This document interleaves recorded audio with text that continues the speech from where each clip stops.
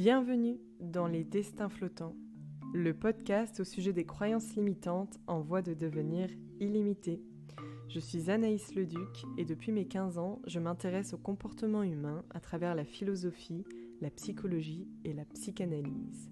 Sur ce podcast, je vous emmène à la découverte de personnalités inspirantes qui ont dépassé leurs croyances afin d'atteindre leurs objectifs. Ils sont explorateurs, aventuriers, comédiens, musiciens, entrepreneurs. Tous et toutes ont opéré à des changements de perception afin de transformer leur destin. Laissons-les nous inspirer afin de dépasser nos propres peurs.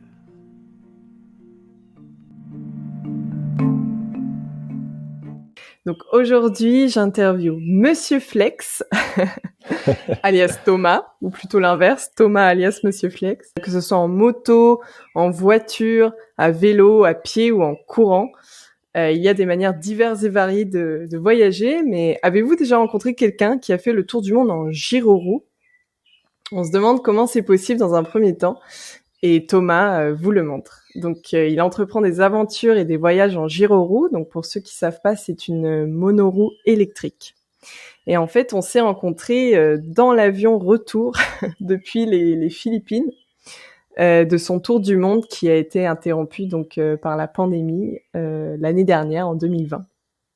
C'est ça, exactement, oui. Voilà, donc je suis très heureuse de se retrouver aujourd'hui. Thomas, comment ça va ? Écoute, moi aussi, je suis super heureux de te retrouver. Ça va très bien. J'ai hâte de discuter avec toi et de partager un petit peu ce que j'ai fait, mon état d'esprit avant, après, pendant. Enfin, voilà, je répondrai à tes questions et j'espère que ça vous plaira. Super. Alors, donc, je commence toujours par cette question pour le podcast, qui est enfant, qu'est-ce que tu désirais ? Est-ce que tu avais des rêves ? Alors, de ce que je me souviens, très très jeune, comme beaucoup de petits garçons, je rêvais d'être, pas forcément pompier ou policier, mais archéologue. C'était, tu sais, la période avec les films Indiana Jones, La Momie, Jurassic Park. Tu te dis: «Ah ouais, je peux creuser et trouver des os dans le sol». Donc j'avais cet esprit un petit peu voyage peut-être dans l'histoire, de se dire: «OK, il y a plein de choses à découvrir déjà, ne serait-ce qu'en creusant dans la terre». Et très vite, je me suis intéressé au dessin. J'ai été très créatif, jeune et encore aujourd'hui, hein. C'est quelque chose qui me passionne, dessiner, construire des choses, que ce soit avec les médias vidéo, photo ou même dessin. Donc ça m'a toujours poursuivi dans ma scolarité et dans ma jeunesse, à tel point que on me disait souvent que j'avais, comment on dit, la tête dans les nuages, quoi. J'étais un grand rêveur, un grand rêveur. Un artiste ? Oui, on peut dire un artiste. Non, oui, c'est vrai. Et est-ce que tu as essayé de concrétiser alors certains rêves d'enfant, justement ? Comment ça s'est passé pour toi à l'école ? Bah, justement, donc à l'école, on va dire que les matières générales, c'était pas mon fort, c'est pas ce qui m'intéressait le plus. Donc très vite, j'ai été orienté, après le collège dans des écoles, d'art. Donc j'ai fait un CAP dessinateur, ensuite j'ai fait un bac pro communication graphique. Donc après là, ce qui m'intéressait, c'était ça, c'était créer du marketing, faire des affiches de cinéma, faire des flyers, enfin voilà, pouvoir concrétiser mes projets, enfin des projets de quelqu'un d'autre, mais les faire, ça me plaisait beaucoup. Et entre-temps, j'aimais bien aussi la vidéo, j'aimais bien faire du montage vidéo. Et je m'orientais doucement après le lycée, à l'université, dans un cursus web designer et en même temps monteur vidéo, que finalement j'ai interrompu parce que ça devenait trop de charge de travail. J'ai du mal à travailler malheureusement quand c'est pour l'école, hein, quand c'est pour l'école. Mais en tout cas, oui, je faisais quelque chose qui me plaisait. Ça m'a nourri, ça m'a construit, et aujourd'hui, j'ai acquis quand même, grâce à ce cursus scolaire, quelques bases supplémentaires sur ce que je suis capable de produire aujourd'hui pour mon compte personnel. Si tu vois ce que je veux dire par rapport à ma chaîne YouTube que j'ai créée. Oui. J'ai créé une marque de vêtements. Et puis, enfin voilà, ça m'a nourri et ça fait ce que je suis aujourd'hui. Entre mes passions, ma scolarité et j'ai pas la fin de cette phrase, mais ce que j'entreprends de faire plus tard, quoi. D'accord. Et à ce moment-là, donc quand tu as arrêté l'université, qu'est-ce que tu as décidé de faire finalement? Bah là, à ce moment-là, je me souviens être un peu perdu. Je me dis: «Mince», ça m'embêtait d'arrêter comme ça parce que je me suis dit: «Bon, bah, je trouverai jamais du travail, dans les métiers qui m'intéressent». Donc typiquement, web designer ou monteur vidéo pour le cinéma ou pour la télé. Parce que ça demande quand même une formation un peu plus poussée et j'avais pas du tout, ce qu'il fallait pour rêver à ça. Donc je me suis dit: «OK, tant pis». J'ai quand même testé 2-3 écoles, en faisant comment dire? Des entretiens et tout ça, mais finalement ça n'a pas abouti. Donc j'avais passé mon BAFA pour être animateur quand j'étais, à l'université pour, bah, comme, beaucoup de jeunes, hein, pour faire un petit job étudiant, pour l'été ou pour les vacances, d'hiver. Du coup, bah, j'ai trouvé une mairie qui pouvait embaucher des animateurs à l'époque, donc c'était à Versailles et je me suis dit: «Bon, bah, je vais faire ça un temps. Je vais bosser une année dans l'animation», donc ça me plaît en plus, donc je me sens à l'aise. Pourquoi pas tenter ça une année, histoire de mettre de l'argent de côté pour ensuite me payer une vraie formation de monteur vidéo. À l'époque, c'était vraiment ça qui m'intéressait, donc je me suis dit: «OK, une formation, ça coûte, peut-être, 10 000 ou 15 000 €. Oui. J'ai pas l'argent, donc je vais bosser une année et peut-être que je pourrais me le payer». Et puis finalement, l'année passe et bon, bah, ça me plaît bien, je vais peut-être faire une deuxième année et puis une troisième et puis, ben, on prend un appart et puis on prend tout ça et puis finalement, on se dit: «Bon», on s'enterre un petit peu dans quelque chose enfin, je m'enterrais dans quelque chose qui me plaisait et puis finalement, j'ai mis de côté ce projet de faire du montage vidéo et puis maintenant, bon, bah, enfin, à ce moment-là, je me suis dit: «Bon, bah, OK, tant pis, je laisse, ça de côté» et puis je m'intéresse vraiment à ce milieu de l'animation et j'ai passé d'autres diplômes pour ensuite être adjoint et directeur. D'accord. Voilà, donc j'ai fait Oui, vraiment un virage, à 90°. d'accord. Oui, et justement, on en avait parlé quand on était, bloqués à Madrid, Oui. du fait que de travailler donc avec les enfants, ça t'avait, énormément appris, sur l'humain et tu m'avais raconté quelques anecdotes, voilà, que tu avais eues avec les enfants. Finalement, qu'est-ce qui était le plus important pour toi dans ton métier, avec les enfants à ce moment-là? Qu'est-ce qui te motivait le plus? Heu, En fait, il y a un paradoxe, à ce moment-là aussi, et c'est peut-être pour ça que ça me motivait de rester dans l'animation, c'est que j'ai toujours été et surtout à ce moment-là, j'étais très, très timide. À tel point que j'avais du mal à m'exprimer, devant des gens, que ce soit, pour aller chercher son pain, pour discuter ou faire, tu sais, comme un exposé. Enfin, ça a toujours été difficile pour moi, mais vraiment très, très difficile. Je sais que c'était, quelque chose qui me bloquait dans la vie et bizarrement, bah, j'ai pris un secteur, qui est l'animation où, bah, tu es obligé de prendre la parole. Alors oui, certes devant des enfants, donc c'est déjà un peu plus facile, mais très vite, bah, avec d'autres adultes, d'autres animateurs, les parents, des enfants, les maîtresses, les maîtres, enfin voilà, donc ça je sais que ça me motivait parce que j'avais l'impression d'apprendre encore des nouvelles choses.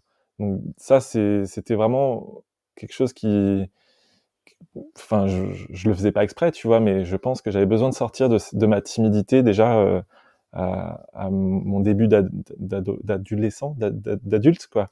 Tu sais Oui, ouais voilà, vers 20-21 ans. Donc ça a été une première phase et donc ça, c'était vraiment, inconscient, quoi et après très vite, c'était, pouvoir, partager, beaucoup de choses avec les enfants et surtout qu'eux puissent, me rappeler que moi aussi j'étais un enfant et que quand tu es enfant, en fait, tu es tellement créatif, tu es tellement, enfin, je sais enfin, c'est tu vois, c'est ils sont là pour eux, mais en même temps, ils ont envie de te montrer ce qu'ils sont capables de faire et ça te enfin, je sais pas, un enfant, c'est tellement pur aujourd'hui, enfin, quoique, il y avait quelques terribles forcément, mais même eux, tu vois, ils sont très inspirants, si tu veux. Moi, j'essaie de les inspirer parce que j'aime beaucoup faire, tu vois, des dessins, de la magie, des constructions, plein de choses comme ça, des jeux. Donc, je pouvais leur apporter mon rôle d'animateur, mon métier d'animateur. Mais eux, derrière, ils me,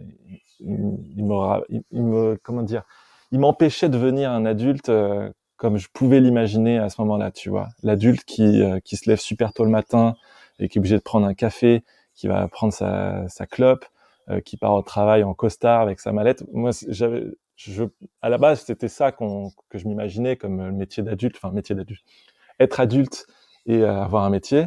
Et finalement, travailler avec des enfants, je me suis dit ah non, finalement, il y a il y a déjà un autre cheminement dans la vie d'adulte qu'on peut avoir grâce à ce métier-là, en tout cas, grâce à l'animation, tu vois. Ah, c'est intéressant, justement, là, c'est un bel exemple de croyance de penser que la vie d'adulte, voilà, c'est le costard-cravate, c'est d'aller au travail jusqu'à 19h, 20h et de rentrer chez soi et d'avoir l'énergie pour pas grand-chose à part dormir, voilà, le fameux métro boulot dodo. C'est ça. Et là, justement, en expérimentant donc cette vie professionnelle avec les enfants, tu as complètement modifié cette croyance et tu t'as retrouvé ton âme d'enfant avec eux. C'est ça. Donc ça C'est ça. c'est super Et chouette. pourtant, je me voyais, tu vois, derrière un ordinateur toute la journée, toute la semaine, pour faire du montage ou de la création Internet, tu vois. Et finalement, bah, quand tu es animateur, il n'y a pas un moment où tu es sur ton téléphone ou sur un ordinateur. Tu es constamment soit à l'extérieur dès qu'il fait beau, soit en train de proposer, jouer. Enfin, c'était complètement l'opposé. Et tant mieux, quoi. C'était une période de ma vie formidable. Ah super. Et j'aimerais revenir justement sur la timidité. Est-ce que tu penses que tu arriverais à savoir pourquoi tu étais timide? Enfin, quelle conception en fait t'avais de toi-même qui faisait que potentiellement tu pouvais être timide? Honnêtement, je sais pas. Je sais que comme j'avais déjà enfin, la timidité à l'école, bon, je pense qu'il y en a beaucoup quand on est au collège, au lycée, enfin, je sais que je suis pas un cas à part, quoi. C'est difficile de prendre la parole devant tes camarades de classe et finalement, t'apprends en grandissant à être un peu plus à l'aise. Mais, mais je sais que, bah, moi, c'était même en dehors de l'école, tu vois, et c'était difficile et je sais, honnêtement, j'aurais du mal je sais pas, peut-être que je me sentais pas, j'ai envie pas de dire pas à ma place, mais pas sociable ou je sais pas, j'avais peur du regard des gens. Pourtant c'est bête, hein, j'avais rien de particulier, mais je sais que c'était difficile. Mais je sais pas, peut-être que c'est un travail après inconscient qu'aujourd'hui maintenant j'ai plus ce problème de timidité ou en tout cas moins. Mais à l'époque, enfin quand je me compare à mon petit frère, tu vois, qui lui était complètement à l'aise pour aller à parler à droite à gauche, même à des inconnus et tout, et moi je pouvais pas. Je l'enviais, quoi. Je me disais punaise, pourquoi toi t'y arrives et moi j'y arrive pas? Alors peut-être parce que je suis grand, je suis plus grand que lui, et quand t'es enfant, tu te dis bah non, t'es insouciant, t'as peur de rien. Mais pourtant moi, à son même âge, j'en étais incapable, quoi. Donc ouais, je saurais pas te dire exactement pourquoi. Je sais pas. D'accord. Non, c'est vrai que à cet âge-là, on a souvent la peur du jugement, comme tu dis, et souvent on a la peur du jugement aussi parce qu'on pense qu'on va être ridicule ou qu'on pense qu'on enfin voilà, souvent on a une conception de nous-mêmes qui est assez négative et du coup ça déclenche, Mm, une certaine timidité. Enfin bon, après on n'est pas là pour essayer de comprendre, tout ton inconscient quand tu étais enfant, c'est pas c'est pas le sujet. Mais non, c'est vrai que c'est intéressant de voir comment tu as réussi, à surpasser ça en commençant par les enfants et je pense que c'est une super leçon de vie. S'il y a des gens qui sont très timides et qui écoutent, commencer par travailler avec des enfants où il y a beaucoup moins cette peur du jugement parce que les enfants n'ont pas du tout les mêmes codes que les adultes. Bah, je pense que c'est un bon moyen, voilà, c'est vrai. de s'habituer à parler et de dépasser cette timidité.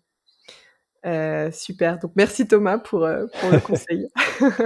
Et alors donc à ce moment-là, tu étais à Versailles C'est ça. et le moment où tu as senti que tu stagnais dans le métier et tu as envie de retrouver tes rêves de voyage, à quel moment, voilà, ça s'est passé et comment ça s'est passé?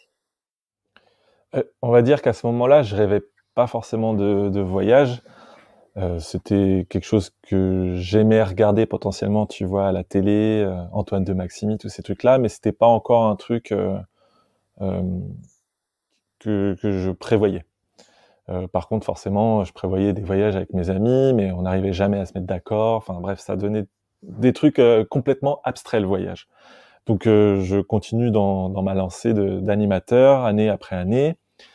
Au final, je suis resté 10 ans à Versailles pour faire pratiquement le même métier, hein, même si après j'ai pris des postes avec responsabilité. Et en fait, pendant ces 10 années, là, vers la fin de ces 10 années, en parallèle, moi, j'ai créé une chaîne YouTube. D'ailleurs, une chaîne YouTube que j'ai créée même au tout début de YouTube, donc en 2006. J'ai toujours aimé Oui. créer des vidéos et pareil, c'était une part importante aussi. Comme j'étais timide, j'aimais bien pouvoir m'exprimer à travers une caméra. C'était, tu vois, c'était un échappatoire. Bref, en tout cas, cette chaîne YouTube, je l'ai construite petit à petit et donc je continuais à faire des vidéos et entre temps, donc à cette période-là de l'animation, je j'ai découvert la gyroroue pour me déplacer, donc c'était pour aller au travail, pour remplacer ma voiture. Et je me suis lancé comme projet, ça devait être en 2018, de faire un Tour de France. Donc là, je travaillais toujours en tant qu'animateur à Versailles. J'avais un mois de vacances en été. Je me suis dit bon, personne l'a tenté, c'est un projet qui m'intéresse. Moi qui ai jamais vraiment rien fait en termes de voyage, tu vois, j'avais jamais fait de camping, j'étais jamais parti comme ça à l'improviste avec un sac à dos, seul pour rencontrer des inconnus. Ça, c'était impossible, ça n'existait pas. Donc je me suis dit ok, je vais me lancer dans ce projet-là, euh, puisque voilà, j'ai ma petite chaîne, je vais pouvoir partager un peu mes aventures et puis les gens qui me suivent vont pouvoir m'aider. Je partais vraiment pas seul en fait parce que je savais qu'il y avait des gens qui allaient me regarder, qui allaient pouvoir m'héberger à droite à gauche. Voilà, je sautais pas non plus sans parachute. Donc, mais c'était quand même, je partais pour une première expérience de voyage. Donc je fais ce premier voyage donc en été 2018. Je rentre, je me souviens très bien, je rentre après un mois, après avoir réalisé 3000, plus de 3000 bornes sur ma roue En et un me dire mois? ok, ouais en un mois, ouais, en un mois, Autour 3000 de la France, donc. au Tour de France, ouais, un Tour de la France. Ah oui, en un 3400, mois? 3400 Ah mais kilomètres, ouais. c'est une fusée que t'as C'était pris là, c'est quasiment pas une... 100 bornes, ouais, 100 kilomètres par jour à peu près. Ah oui, quand même. Ouais, J'avais, alors ouais, j'avais jamais roulé autant déjà dans une journée 100 kilomètres, j'avais jamais fait. Donc je partais vraiment.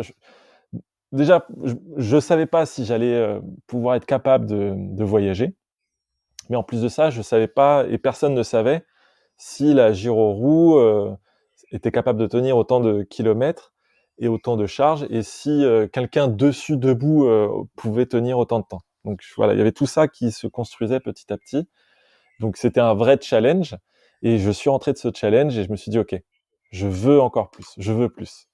Et là on arrive, ça faisait donc 9 ans que je bossais dans l'animation et ça a été vraiment ce moment-là, ce moment précis quand je suis rentré du Tour de France que je me suis dit ok, j'arrête en fait, j'arrête de travailler et je tente un tour du monde. Je pars une année, je fais une année pour moi, une année pour voyager, pour découvrir et pour partager ce voyage aussi à travers des photos, des vidéos et plein de choses. Du coup, voilà, ça a été ce moment précis vraiment où je me suis dit ok, j'arrête. Et donc super. j'ai pris une année où je travaillais encore et puis une année sabbatique qui finalement j'ai prolongé encore aujourd'hui quoi. Super. Et pendant le Tour de France, donc, alors est-ce que c'est possible du coup de rester debout pendant 100 kilomètres, de faire Ouais, travailler ouais, la roue, carrément. ouais? Bien sûr, ouais. Quels sont Alors au début, les c'est, tips? y a pas, hein, tu sais, c'est comme peut-être que tu en as déjà croisé des voyageurs à vélo qui avaient jamais fait de vélo vraiment plus que ça, quoi, et qui partent pour un tour du Ou- monde. Tu te dis, mais ouais, il faut t'entraîner quand même. Bah non, en fait, les premiers jours, c'est tes premiers jours de voyage, ça va être tes premiers jours d'entraînement, quoi. Donc forcément, tu souffres un petit peu. On va dire que la première semaine, tu t'as mal aux pieds, t'as mal au dos parce que t'as ton sac, t'as mal aux jambes parce que t'es debout toute la journée. Mais en fait, ton corps s'habitue, tu as un nouveau rythme de vie de voyageur finalement. Donc tu t'habitues très vite et finalement oui, c'est tout à fait possible. Tout à fait possible. Même plus Super. que 100 kilomètres par jour maintenant. Et tu arrives à recharger, enfin comment ça se passe? Alors, pour ce Tour de France, je me souviens avoir vraiment analysé mon itinéraire. Donc, je savais tel jour, à quelle heure, entre guillemets, mais en tout cas, tel jour, à tel endroit où j'allais être. Donc, j'avais fait tout mon petit tracé, ville par ville, jour par jour, avec, voilà, ok, là, dans mon itinéraire, il y a telle grande ville à 50 kilomètres. Donc, normalement, je devrais pouvoir trouver une gare, un bar, un restaurant ou un camping pour pouvoir recharger. Donc j'ai fait comme ça mon tracé. En plus j'étais limité dans le temps puisque j'avais qu'un mois de vacances. Enfin, ce qui est déjà très bien, un mois de vacances. Mais j'avais ce mois, tu vois, enfin tout était chronométré entre guillemets. Donc je pouvais pas partir vraiment à l'arrache. Il fallait vraiment savoir où est-ce que je dors tous les soirs et tout ça. Donc j'ai T'avais fait tout réservé avant? alors j'avais rien réservé, mais j'avais créé mon petit planning et je l'avais publié sur mes réseaux. Et en gros, pas mal de Français finalement m'ont contacté pour me dire bah écoute, telle date à tel endroit, je peux t'héberger. Donc petit à petit, tu vois, en 2 mois, j'avais peut-être allez 70-80% de mes nuits de voyage qui étaient bookées, donc avec des gens qui allaient m'héberger. Donc tant mieux. En plus, j'allais rencontrer des soit des voyageurs, soit des gens qui font de la gyro-roue. On les appelle les wheelers, donc des wheelers à travers la France. Donc c'était trop bien. Mais il y avait encore quelques nuits où je savais pas du tout ce qu'allait se passer pour moi, quoi. Et du coup, c'est très bien parce que comme ça, c'était quelque chose qui m'attirait de faire un peu comme j'irais dormir chez vous, tu vois, aller à l'improviste, rencontrer des gens et dire bah oui, peut-être que c'est possible pour moi aussi de partir et de faire comme Antoine de Maximi et aller sac à dos, on y va, on va rencontrer les gens, sortir un peu de ce qu'on a l'habitude de faire. Et finalement, ouais, j'ai rencontré comme ça, j'ai dû faire une nuit chez des Français et une nuit ou deux en bivouac sauvage. Enfin voilà, c'était vraiment le tout début. Je suis parti, j'avais même pas de tente, j'avais juste un sac de Ah oui, couchage. Donc à la j'ai belle dormi, étoile. ouais voilà, c'est ça, j'ai dormi à la belle étoile, quoi. Bon, en été, ça va. En été, ouais, ouais. Heureusement, c'était un mois de juillet où il a fait beau tout le temps, quoi. Ah oui, Pas eu c'est une seule pas journée bête. de pluie. Et alors, pour revenir un petit peu sur le côté technique, quand tu dis que des Français étaient prêts à t'héberger, en fait, c'était des Français que tu connaissais grâce à ta chaîne YouTube que tu avais déjà construite ou... C'est ça, ouais.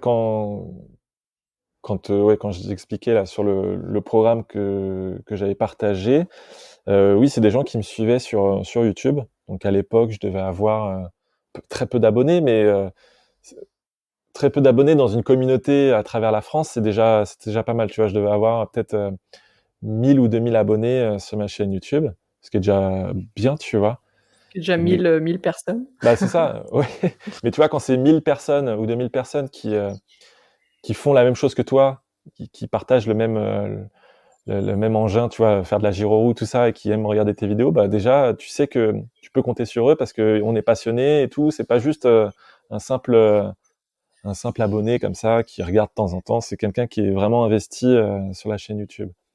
Et du coup, bah ouais, grâce à ça, ça m'a vraiment apporté de l'aide pendant ce premier voyage, quoi. Super, super. Tu t'es senti soutenue alors. C'est ça.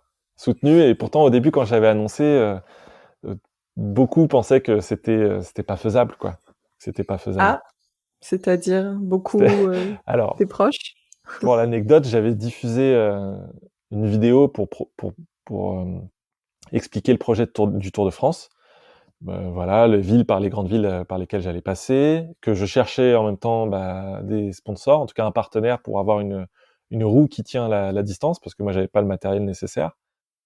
Et j'avais diffusé cette vidéo le 1er avril, donc 2018. Donc forcément 1er avril, poisson d'avril, j'ai eu plein de commentaires et tout, des gens qui me disent ouais, tu nous fais une blague, enfin on n'y croit pas quoi. Excellent. Et même si c'était pas une blague, tu verras que après une semaine sur ta roue, bah t'en pourras plus quoi. Enfin, ça paraît insensé quoi. Mais bon, je m'attendais forcément à ce genre de réponse. Moi, ça me freine pas du tout dans mon objectif. Justement, ça me donne encore plus envie de prouver que bah non, C'est possible. je veux essayer quoi. Je veux essayer. Et puis au pire, bah c'est pas grave, j'aurais raté et je rentrerai en train ou en bus. Enfin bref, si personne n'essaye, on saura jamais quoi.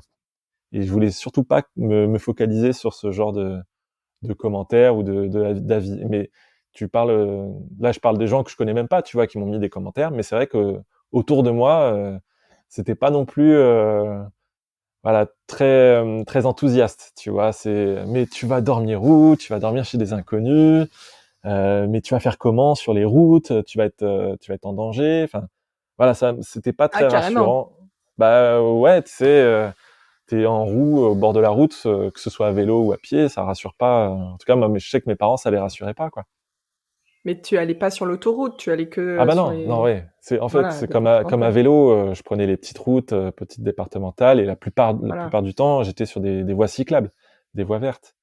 Mais c'était Oui, surtout le fait d'accord. de rencontrer des inconnus et le fait de pas vraiment savoir où dormir. Tu sais, de pas avoir réservé des nuits d'hôtel et tout ça, et de te dire bon, bah ce soir, oui, ce soir j'ai rien réservé. Ah oui, tu fais comment?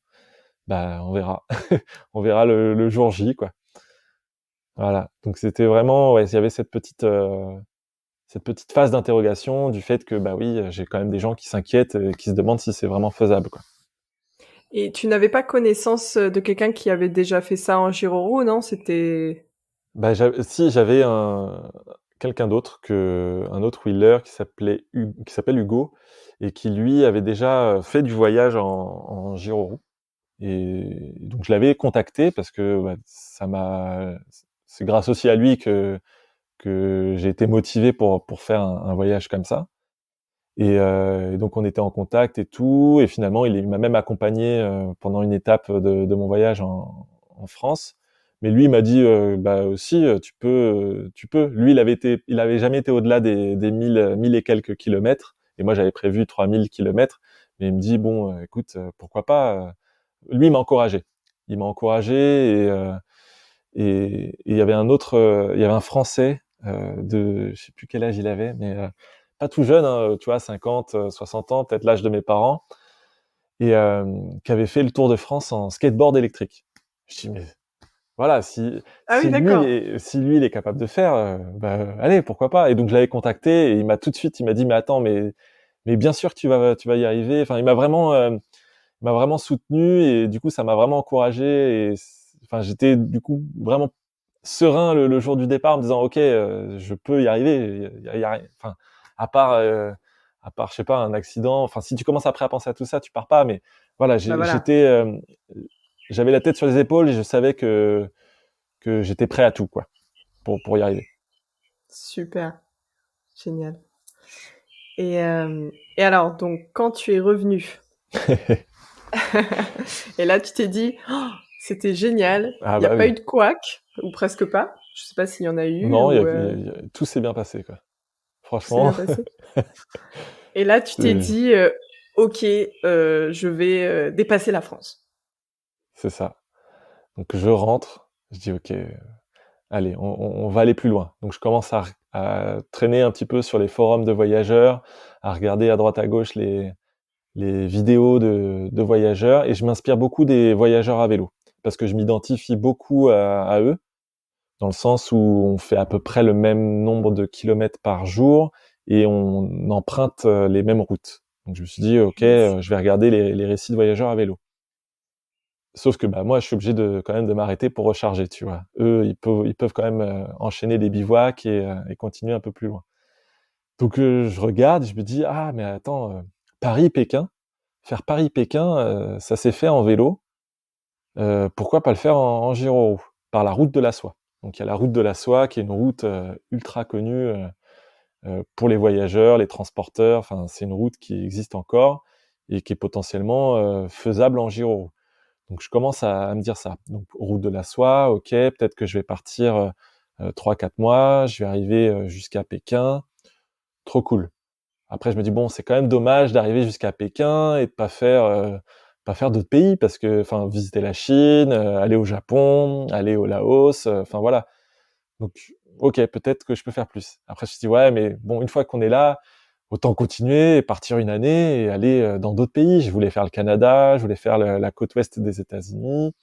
Donc allez, on transforme ça en un tour du monde. Donc c'est comme ça que le projet est venu petit à petit, quoi. Ça s'est transformé doucement en une année de voyage, voire plus, et donc en un tour du monde. Et après, donc je me renseigne un petit peu petit à petit sur l'itinéraire, et c'est là où l'itinéraire a un peu changé, c'est-à-dire que la route de la soie, finalement, j'ai pas pu la prendre parce qu'on arrive dans des territoires qui sont soit aujourd'hui un peu dangereux, soit totalement désertiques. Et en fait, je peux pas traverser, Ouais. Tu peux pas je peux pas. recharger. Voilà, moi au-delà des 100 kilomètres, ça devient compliqué. Il me faut une ville tous les 100 kilomètres. Donc ça devenait compliqué, et il y avait pas de transport et tout. Donc je me suis dit comment je vais faire. Et après je me suis dit mais attends, mais à Moscou, enfin en Russie, il y a le Transsibérien qui traverse toute la Russie et qui va jusqu'en Chine. Ben c'est ça qu'il faut que je fasse. Donc finalement j'ai transformé mon voyage en Paris-Moscou, où j'ai pris le Transsibérien, et après donc de Pékin jusqu'en Asie du Sud-Est. À Moscou, après j'ai pris le Transsibérien jusqu'en Mongolie, et après le Transmongolien, donc je me suis baladé un peu en Mongolie en gyro-roue. Et après, j'ai repris le train jusqu'à Pékin. Et après, j'ai traversé la Chine, le Laos, le Vietnam, le Cambodge. Et après, bon moi qui moi qui étais prêt à tout, je me disais, il peut rien m'arriver. Et bah là, le Covid, le truc impensable, tu sais, le truc, mais vraiment, mais tu te dis, mais c'est pas possible, c'est pas possible. Et encore, j'ai eu la chance de pouvoir voyager, hein. Mais il y en a qui Ouais. partaient, tu sais, il y en a qui partaient, et ah ben non, non, non, vous partez plus finalement. Tu sais, donc Ouais. finalement, j'ai quand même pu voyager 9 mois sur l'année que j'avais prévue. Mais c'est Ah vrai oui, c'est que quand même bon, presque toute l'année, ouais, hein. on va dire j'ai fait quasiment tout ce que je voulais, tu vois. Il me restait le Japon, les États-Unis et le Canada, et un peu des pays d'Europe du Nord. Mais bon, c'est pas grave, je me plains pas parce que j'ai quand même vécu un truc de fou, quoi. Mais bon, c'est vrai que je pouvais pas m'attendre à personne pouvait s'attendre à un truc pareil, quoi. C'est sûr que ça nous a tous mis à l'arrêt, hein. Est-ce que durant donc ce voyage, ce tour du monde, est-ce que tu as plutôt écouté ton intuition ou tu as plutôt fait confiance à ton mental ou les 2? Et surtout, est-ce que tu t'es retrouvé dans des situations dans lesquelles tu as jugé que ton mental te desservait? Alors, très bonne question. Heu, Tu vois, justement, je pense qu'il y a les 2, mental et j'ai oublié l'autre mot. Intuition. Intuition, voilà. Mental et intuition. Enfin, je sais pas si j'appelle ça de l'intuition ou comment on pourrait appeler ça?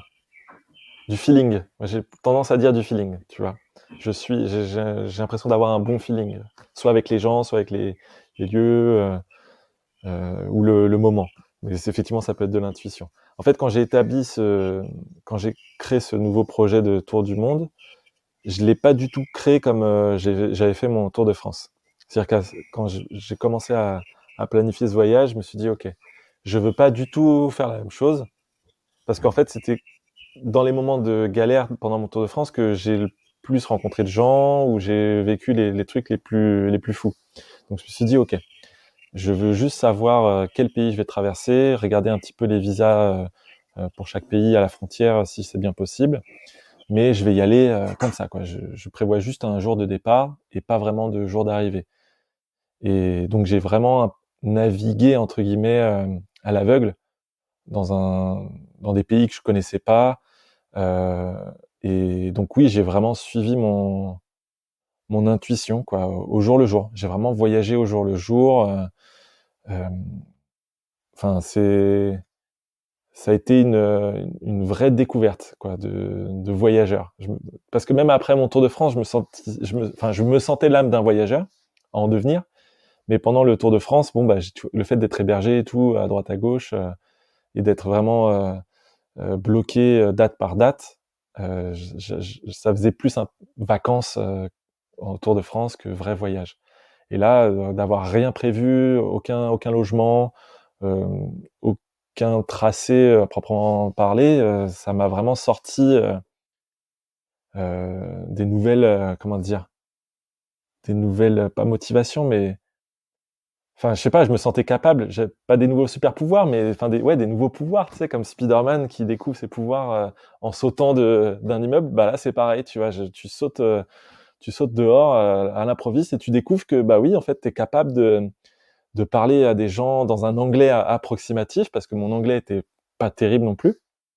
Donc oui, tu es capable de t'exprimer, tu es capable d'expliquer où tu vas, ou en tout cas demander conseil ou de l'aide, ou voire même de demander à dormir chez des gens. Tu es capable de t'organiser tout seul pour les visas, faire toute la paperasse. Enfin, moi, ça me paraissait impossible ou peut-être totalement flippant. Et au final, j'ai tout fait quasiment tout seul.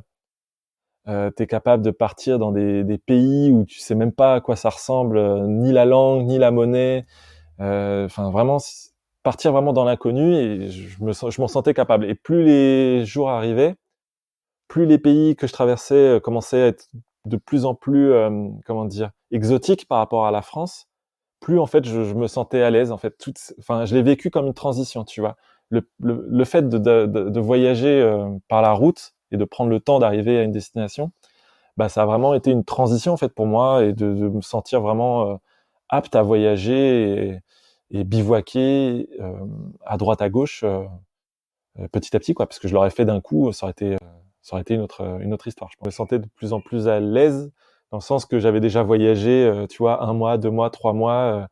Je l'ai pas perçu comme comment dire, une transition brutale. Ça s'est fait vraiment. Le paysage a évolué doucement en fait à mes yeux, et du coup, bah, je me sentais totalement à l'aise en fait, même si ça reste un voyage et on sait jamais ce qui peut arriver, mais en tout cas, je me sentais pas en danger. Je savais que j'étais capable de trouver où dormir, où manger. Enfin voilà, j'étais vraiment confiant et à l'aise dans ce voyage, quoi. Super. Oui, et je pense que pour revenir sur la langue, je pense que ça peut faire peur à beaucoup de monde, ça, le fait de ne pas savoir s'exprimer. Je sais que j'ai pas mal de connaissances qui me disent: «Ah bah non, mais je pourrais pas parce que je sais pas parler une autre langue que le français, mon anglais est très approximatif». Et finalement, quel serait peut-être le point de vue que tu peux apporter par rapport à ça? Alors, le point de vue, c'est pour moi, il faut quand même le travailler entre guillemets un petit peu avant de partir, ou en tout cas pendant qu'on est en voyage. Et il faut pas que ce soit une barrière. Quoi qu'il arrive, il faut pas que ce soit une barrière, parce qu'aujourd'hui, avec un téléphone, on arrive toujours à s'exprimer, à traduire au moins des choses. Mais c'est vrai que pour profiter quand même d'un voyage et de pouvoir rencontrer des gens, c'est quand même bien de pouvoir échanger quelques mots et de pas se sentir à l'écart parce que justement on a du mal à s'exprimer. Mais en vrai, parce que moi je me considérais vraiment comme mauvais en anglais, ça vient très vite. Le fait d'être loin de chez soi entre guillemets, avec des inconnus que t'entends parler en anglais, bah t'essayes de baragouiner en fait. Ton cerveau, il a quand même emmagasiné quelques mots à droite à gauche, donc tu arrives quand même à discuter avec des gens. Bon, c'est pas non plus un anglais. Enfin, tu vois, on parle souvent des Français qui parlent pas bien l'anglais, donc les gens ils le savent que t'es français et que de toute façon ton anglais il sera pas terrible, mais ça fait rire. Et bon, ça a jamais été un obstacle en tout cas pour moi pendant le voyage. Et même au contraire, en fait, j'ai progressé tout simplement. Hein. J'ai progressé en partant en voyage, et j'aurais jamais progressé si j'étais resté chez moi à regarder même des séries en anglais, quoi. Tu vois, à un moment Yes, donné, faut il faut parler. partir. Mmh. Ouais, il faut partir, il faut parler, et surtout, il faut pas se le mettre comme contrainte. Parce que Super. sinon tu restes, même si tu pars voyager et que tu dis bah non, je parle pas anglais, et du coup tu vas rester avec des Français et tu vas pas progresser. Après, si t'as pas envie de progresser, tant pis, mais je pense que c'est quand même important de pouvoir s'exprimer, de discuter avec des locaux, tu vois. Bon, l'anglais est pas parlé partout, hein. Il y a des pays, tu vois, typiquement la Russie et la Chine, c'est 2 pays où j'ai senti le moins de d'aisance en anglais, quoi. Yes, bah, justement, j'aimerais revenir sur ces pays-là parce qu'on en parlait, hors antenne, Oui. du fait que que tu avais justement une conception, très particulière de ces pays-là avant d'y voyager, et finalement, c'est les 2 pays qui t'ont le plus touché dans les rencontres et dans tout ce que tu as pu, voir. Est-ce que tu peux nous en parler un peu plus? Bah, on va dire que à la jeunesse du projet, quand j'ai annoncé que j'allais traverser la Russie, mes parents, mes amis m'ont dit: «Mais enfin, tu vas où est-ce que tu vas là en Russie? Tu vas dormir où?» Pareil, enfin toujours les mêmes craintes. Mais après ça part même sur des clichés, enfin des stéréotypes, hein, qu'on a tous sur la Russie, la vodka, les gens qui roulent n'importe comment. Pour la Chine, c'est pareil, il y a beaucoup de clichés et du coup, bah, forcément, ça fait peur aux gens. Moi, ça m'a jamais fait peur, mais c'est vrai que j'avais je pas des doutes, mais un flou complet sur ce qu'est réellement la Russie et sur ce qu'est réellement la Chine, tu vois? Donc je suis arrivé, bah, en plus, je suis arrivé par la route, hein, je suis arrivé par la route depuis la Lettonie, jusqu'à Moscou. Donc de la frontière à Moscou, il y a quand même, 800 ou 900 bornes. Donc ça m'a pris une bonne semaine pour arriver jusqu'à Moscou et rien que là, bah, forcément, je suis passé par plein de petits villages, par des forêts, mais magnifiques, par des lieux, mais enfin trop beaux, quoi. Et déjà, je me suis dit: «Ah ouais, OK, je commence déjà à bien aimer». Les gens, ils te perçoivent tout de suite comme un étranger, mais ils ont pas peur, quoi. Ils sont un étranger où ils sont prêts à t'aider. Ils disent: «Bon, bah, lui, forcément, il est en Russie, il parle pas du tout la langue, on va pas le laisser en galère. On va faire de notre mieux pour l'aider». Donc souvent, je rencontrais des adultes, qui parlaient pas du tout russe, pas du tout anglais et qui faisaient appel à leurs enfants ou à des ados, tu vois, qui ont appris un peu l'anglais à l'école. Du coup, on faisait des calls avec eux pour essayer de comprendre ce que j'avais besoin et tout. Enfin, c'était drôle. Et en fait, en Russie, je me souviens, j'ai été hébergé à Moscou. On m'a trouvé un appartement à Moscou, quoi. Alors que le mec, je le connais pas. Bon, alors ça m'aidait parce que le mec, il faisait de la gyroroue, donc il avait suivi un petit peu mon voyage. Mais tu vois, il s'est démené pour trouver un logement pour moi. Il m'a accompagné avec d'autres Russes. Ils m'ont accompagné jusqu'au Transsibérien, à la porte de mon wagon pour me dire bah c'est bien là et tout. Bon courage, bon voyage. Dans le Transsibérien, Adorable. pareil. Dans le Transsibérien, mais j'ai fait des rencontres. Alors par chance, il y avait un Russe qui parlait anglais. Du coup, il a pu me traduire. On a pu discuter avec plein de familles russes et tout là-bas. Enfin, c'était vraiment c'est là où j'ai rencontré le plus de gens et où j'ai gardé encore des contacts, tu vois. Et, euh, et en fait, maintenant j'ai une image. Alors je me suis fait mon image de la Russie, hein, mais forcément, je pourrais refaire le même trajet et avoir une totale image différente. Mais en tout cas, moi, c'est vraiment le pays, un des pays que j'ai préféré pendant mon voyage. Alors, c'est un pays Génial. compliqué, hein, tu vois, politique et tout. Même les gens, ils sont pas.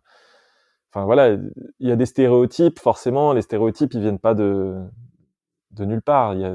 J'ai rencontré des gens un peu un peu flippants, tu vois, et tout, mais finalement, tu passes ton chemin et ça te marque pas plus que ça, tu vois.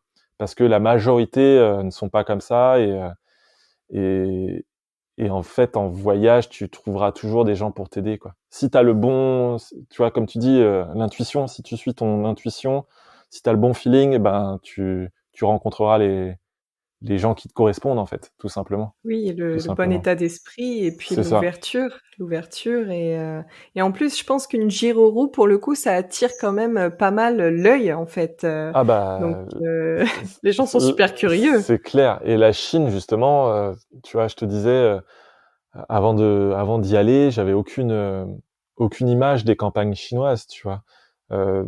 Tu arrives à t'imaginer un peu à quoi ça ressemble Pékin, à quoi ça ressemble Shanghai ou il y a quoi Hong Kong, toutes ces villes-là, parce que c'est des villes qui ont marqué notre imaginaire dans les films, dans plein de trucs. Mais en fait, dès que tu pars de ces villes-là, je savais pas du tout ce qu'il y avait, quoi. Je savais pas du tout. Et déjà, quand j'ai dû faire mon visa, tu es obligé de renseigner un peu tes hébergements. Donc je me suis dit, bon, bah, ça va être l'occasion un peu de chercher au moins les trucs à faire et à voir dans le pays. Donc tu regardes un petit Yes. peu, et après tu vois les distances entre chaque ville. Et je me dis, ok, bon, bah, je vais faire ça en roue, on verra bien ce qui va se passer. Et en fait, bah, c'est un peu comme en Europe, quoi. Tu sors d'une grande ville, mais tu tombes sur plein de petites villes avec leur histoire, avec les gens qui vivent là depuis toujours et qui sont fiers de leur ville, qui sont fiers de leur nourriture, qui vont te nourrir pour que tu goûtes à tout, qui vont te faire rencontrer, enfin, plein de gens de leur village. Enfin, tu vois, ils sont très fiers de leur pays, ça se sent. Et la Russie, c'est un peu pareil. Et du coup, ils essayent de te montrer à chaque fois le meilleur côté. Donc, enfin, je me suis vraiment senti presque chez moi, quoi, en Chine, quasiment tout le temps, quoi. C'était de la folie. C'était de la folie. Ah, super, génial. Et là, donc, quelle a été la croyance principale que tu as fait sauter en Chine? T'avais une conception avant d'y aller ou Bah, la Chine, j'avais vraiment peur de la barrière de la langue, de pas D'accord, pouvoir m'exprimer et de rencontrer des locaux. Donc ça, finalement, alors la barrière de la langue, c'est vrai, mais en vrai, avec avec le téléphone, bah, j'ai réussi quand même à discuter et ça a donné naissance à des discussions mais légendaires, quoi. Tu sais, avec des traducteurs qui traduisent à moitié le truc et tout le monde se marre parce que tu t'exprimes mal. Euh, Ça et puis surtout la campagne en fait, la campagne chinoise, c'est ce que j'ai préféré, tu vois, de sortir des grandes villes et de te sentir vraiment se sentir vraiment seul, loin du tourisme, loin de ouais de l'imagerie que j'avais quoi. d'accord, super. Et est-ce que, hormis la timidité, tu peux me citer un ou deux traits de ta personnalité qui te paraissent désagréables ou qui te limitent, mais que tu parviens malgré tout à dépasser afin donc de réaliser tes voyages, tes projets, tes vidéos? Et selon toi, qu'est-ce qui te permet de les dépasser? Oh. Ça c'est le genre de questions tu aurais dû me poser avant. OK, alors attends. Ouais, parce que j'aurais tendance à te dire de base, ouais, la timidité forcément. Mais du coup, la timidité, ça vient aussi avec la sociabilité. Euh, Pendant très longtemps, j'ai cru que j'étais pas sociable, dû au fait de ma timidité, tu vois. Et encore aujourd'hui, j'ai du mal des fois à me mêler à un groupe. Oui, je dirais la sociabilité, c'est ça que j'ai réussi à faire sauter, tu vois, à me pas me, comment je pourrais dire, à me sentir présent dans un groupe, tu vois. D'accord. Et comment j'ai fait? Bah, je suis parti en giro-roue, tu vois. Donc typiquement le truc qui euh, qui déclenche de l'intérêt pour d'autres gens, qui déclenche de la curiosité. Donc voilà, grâce à ça, je me suis senti pousser un peu des ailes, tu vois. Je me suis dit ok, bon bah oui, en fait, je suis tout aussi intéressant que toi et bah, on va partager nos trucs. Je suis prêt à partager les choses que j'ai vécues et j'ai hâte d'écouter ce que tu as à me raconter parce que ça doit être super intéressant.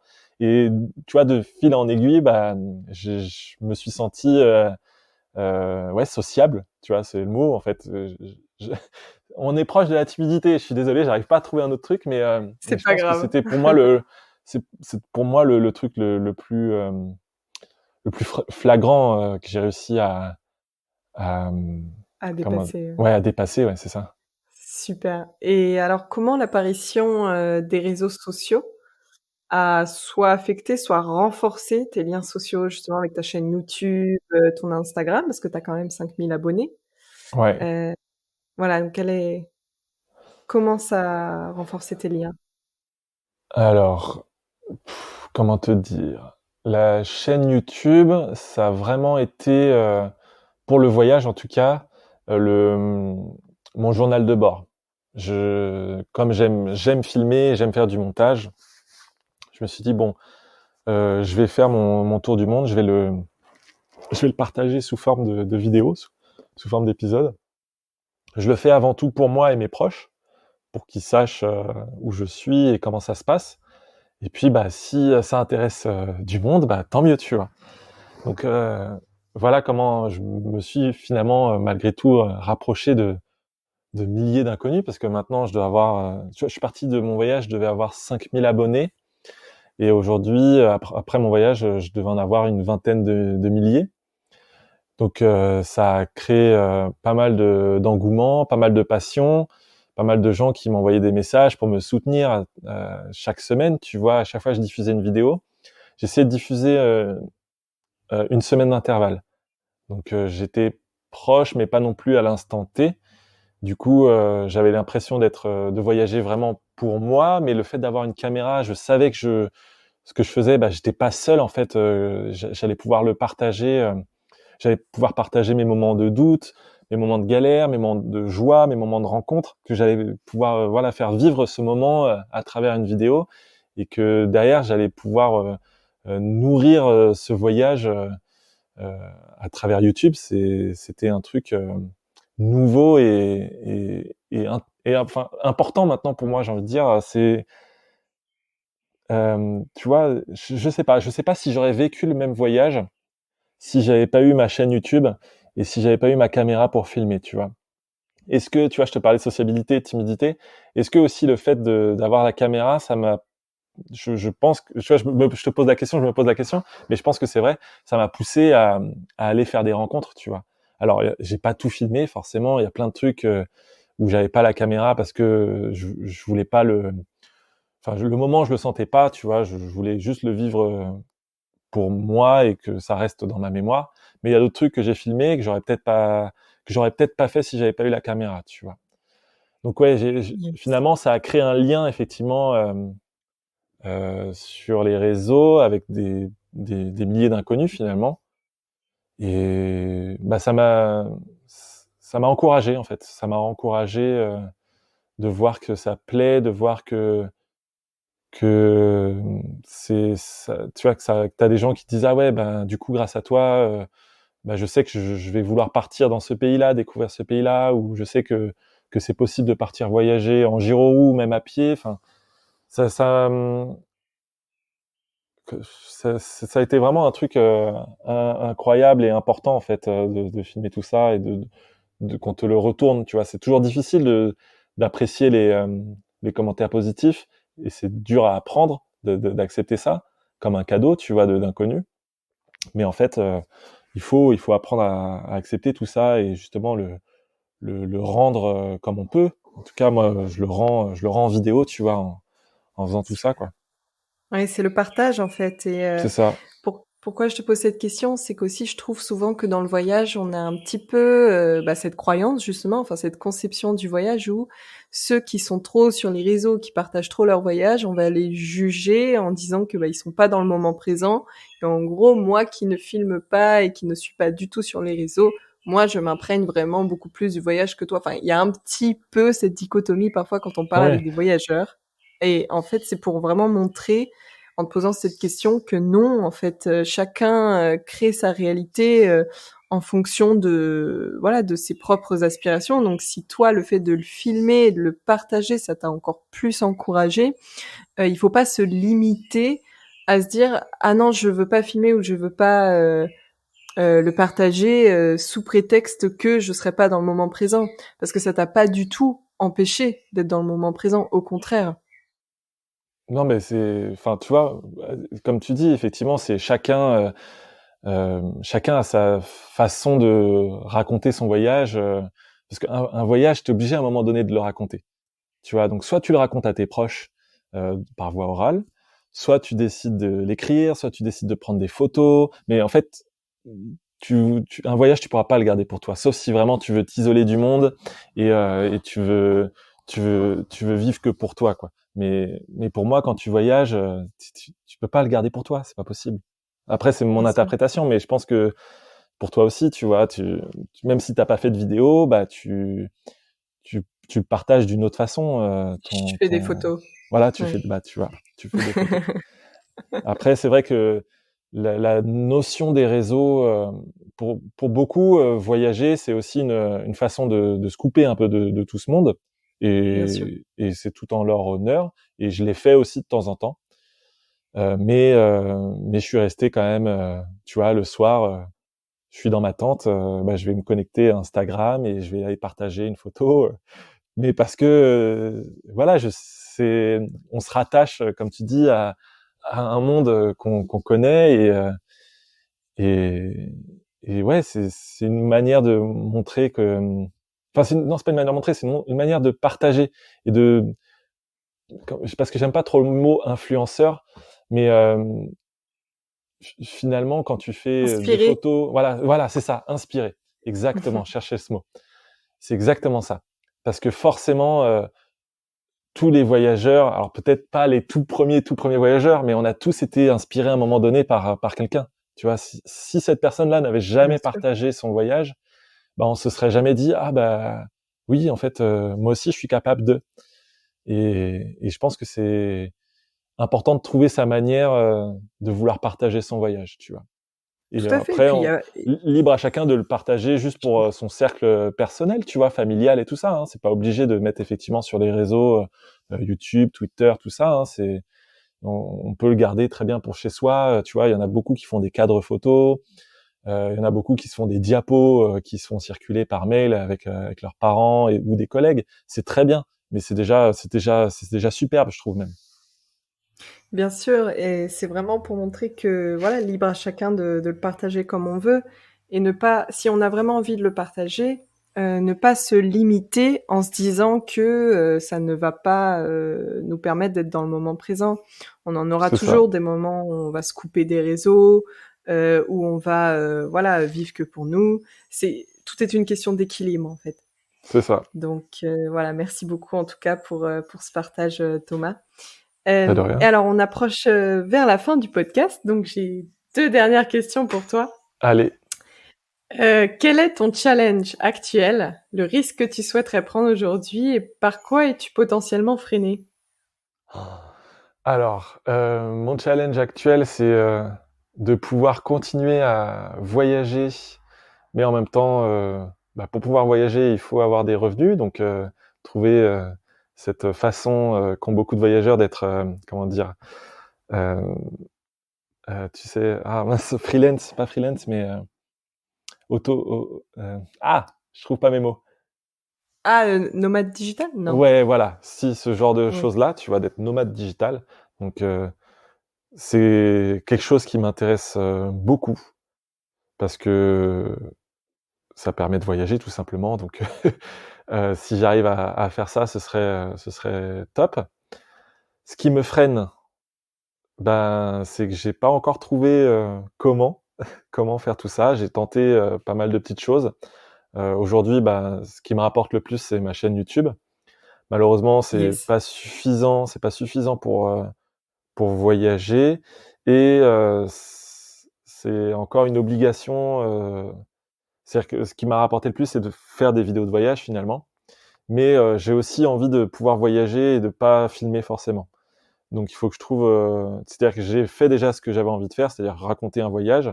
Maintenant, si je veux pouvoir continuer à voyager et pas filmer, il faut que je puisse le faire d'une autre façon. Donc j'essaie de trouver d'autres trucs, mais c'est pas évident forcément. Mais je m'empêche rien. Je m'empêche rien. Là aujourd'hui, je travaille pour repartir dans quelques mois. Donc, il y a toujours une autre façon, en tout cas, pour voyager. D'accord. Super. Et alors, question, finale donc du podcast. Penses-tu que nous sommes illimités? D'illimité. Penses-tu que nous sommes illimités en Ah, tant qu'être humain? illimité. Euh, Ouais. Parce que forcément, on est limité par notre, physique. J'entends par là par notre compétence physique. Donc, Yes. forcément, à un moment donné, on est tous mortels, tu vois. Donc, plus on se rapproche de l'âge fatidique et plus ça devient compliqué. Mais, mais en tout cas, pour la notion, si je reste sur le voyage, pour moi, tout est possible. Et donc oui, j'aurais tendance à dire, l'être humain est illimité pour le voyage. Parce qu'à chaque fois, on est surpris par des nouveaux voyageurs, par des nouvelles destinations, par des nouvelles manières de voyager. Et donc, tant qu'on n'aura pas tout fait, on sera illimité. Ah super. Super pour le mot de la fin, Thomas. Thomas, merci beaucoup pour cet Merci à toi. épisode très enrichissant et qui vient faire sauter beaucoup de croyances sur les manières de voyager, sur les rencontres qu'on peut faire et les idées préconçues qu'on peut avoir d'un pays. Merci J'espère. beaucoup. Merci à toi et merci à vous.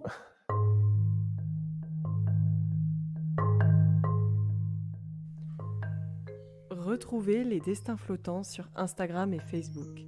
Si vous aimez ce podcast, favorisez sa diffusion en mettant 5 étoiles sur Apple Podcast ou sur votre plateforme de podcast préférée. Quelque chose qui me tient à cœur également, n'hésitez pas à me partager les croyances limitantes que vous pensez avoir. Nous pouvons en discuter. Merci infiniment. À bientôt.